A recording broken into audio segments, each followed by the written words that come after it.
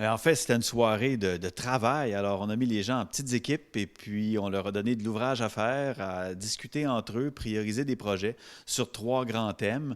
Donc, les thèmes communs là, du développement durable, l'environnement, le milieu social et l'aspect économique. Donc, rebaptiser cadre de vie, milieu de vie et niveau de vie. Et il y a des idées qui se regroupaient. Quelles ont été les plus populaires avancées par les citoyens? En fait, effectivement, ce qui était la belle surprise de la soirée, c'est, je dirais pas une unanimité, mais de large consensus par rapport aux priorités à avancer. C'est sûr qu'en matière d'aménagement du territoire, il y a un message clair sur l'embellissement du milieu, des aires publiques, des espaces verts. Il y a beaucoup d'attraits naturels intéressants aménagés à Port-Gascon qui ont souffert d'un manque d'entretien dans les dernières années à cause de contexte budgétaire. Et là, il y a une volonté que tout ça soit mis en valeur d'une façon mieux harmonisée et bien, comment je peux dire, respecter les standards modernes là, en matière d'aménagement. Est-ce que vous avez deux, trois exemples concrets là-dessus? Oui. Bien, on pense justement à la mise en valeur des quais, des plages. Donc, les quais, Port-Gascon, il y a quand même trois quais. Le quai à Gascon, l'Anse-à-la-Barbe, le quai dans le secteur Port-Daniel. Deux plages d'importance, la Grande-Anse, l'Anse-Mécanisme. Ce sont des lieux qui gagnent à être mis en valeur. C'est très intéressant. Et quand on parle de territoire aussi, on parle d'habiter le territoire. On a sûrement dû vous faire des demandes au niveau du logement.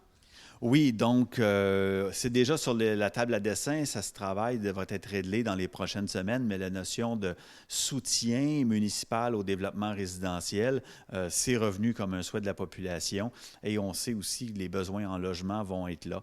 Donc la municipalité a entre ses mains la possibilité d'agir et de soutenir des promoteurs qui voudraient construire de nouvelles unités. Il va y avoir un besoin, c'est très certain, mais on sait qu'on a la population, la municipalité sait qu'elle a la population derrière elle pour avancer dans une démarche comme ça.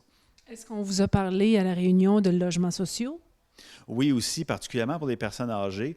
Et il faut le voir comme une bonne façon de régler, je dirais, deux défis. Donc, la personne âgée qui est seule dans une grande maison, des gros coûts d'énergie, d'entretien et tout ça, si on lui offre un loyer moderne, adapté, ben, en quittant sa maison, elle libère une maison qui peut être pour utiliser par une jeune famille, des nouveaux arrivants. Alors, en créant ces logements sociaux, on vient régler, on vient apporter une solution pour deux groupes de personnes. Et il y a une idée qui a été avancée, si vous pouvez m'éclairer sur ce sujet, de peut-être rapprocher les personnes âgées du CPE. Oui, donc le dossier de CPE, évidemment, a été abordé. On sait qu'il chemine bien, mais tout le monde a hâte de voir ça se concrétiser. Mais la proposition a été soumise par plusieurs personnes de dire est-ce qu'on ne pourrait pas, en aménageant les nouvelles unités locatives pour personnes âgées, les mettre à proximité du CPE et créer une synergie entre les enfants et les aînés. Alors évidemment, il y a quelques bons modèles de réussite au Québec à ce niveau-là, puis ça a été souligné hier. Du multigénérationnel géré par la municipalité, c'est quand même innovateur. Et finalement, culturellement, qu'est-ce qu'on vous a proposé? Au niveau culturel, ça a été la notion de spectacle, d'animation. Évidemment, tout le volet loisir aussi est très présent, les activités sportives. Donc, l'idée d'avoir une ressource à la municipalité, loisirs et culture, au niveau du personnel municipal, en support à tous les comités bénévoles qui sont présents et actifs sur le territoire, ça aussi, ça a sorti comme une voie là, très intéressante à poursuivre et qui va permettre à une foule de petits projets de lever et d'être plus dynamique. Est-ce qu'on vous a parlé de rénovation de salles, de lieux publics pour faire ces rassemblements-là?